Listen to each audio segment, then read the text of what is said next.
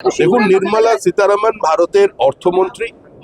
তিনি পশ্চিমবঙ্গের এই মুহূর্তের সরকারি এক্সচেকারের কি অবস্থা সেটা উনি জানেন, এবং আমাদের ভাড়ার যে শূন্য সেটা তো আর জানতে কারোর বাকি নেই।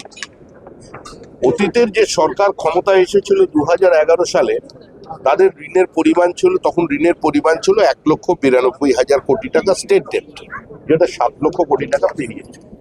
তো এই জায়গায় ঘুরে দাঁড়াতে গেলে কি কি ব্যবস্থা নেওয়া উচিত, কোন কোন সেক্টরে আমাদের এগিয়ে আসা উচিত, একই সঙ্গে আমাদের যে কমিটমেন্টগুলো ছিল সোশ্যাল ওয়েলফেয়ার প্রজেক্টের ক্ষেত্রে, সরকারি কর্মচারী পেনশনভোগীদের টিএর ক্ষেত্রে, সেগুলো আমরা যেরকম পূর্ণ করব, তার সঙ্গে সঙ্গে যাতে সরকারের রেভিনিউ বাড়ানো যায়।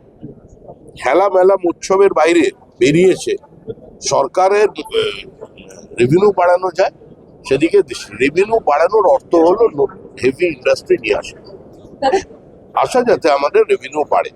আর আমাদের রাজ্যের অনেক প্রাকৃতিক সম্পদ আছে, যেমন অশোকনগর অয়েল ফিল্ড আছে, রানাঘাট আছে, ন্যাচারাল গ্যাস আছে, আমাদের ম্যাঙ্গানিজ ওরস আছে। সম্ভবত এ রাজ্যে সোনা পাওয়া গেলেও পাওয়া যেতে পারে বিষ্ণুপুর কিংবা কালিম্পংয়ের কোনো এক জায়গায়, নাও পাওয়া যেতে পারে। কিন্তু যেটা পাওয়া গেছে সেটা হচ্ছে পুরুলিয়ার রেয়ার আর্থ মিনারেল। আমরা মুখ্যমন্ত্রীকে বলেছি বিষয়টার মধ্যে এখনই আসতে, এবং এটা যাতে নিলাম করলে রাজ্য যথেষ্ট অর্থনৈতিকভাবে লাভবান হবে।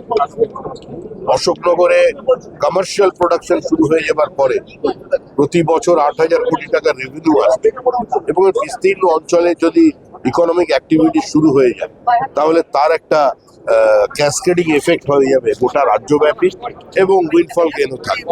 তো এই বিষয়গুলো নিয়ে আমরা আসি।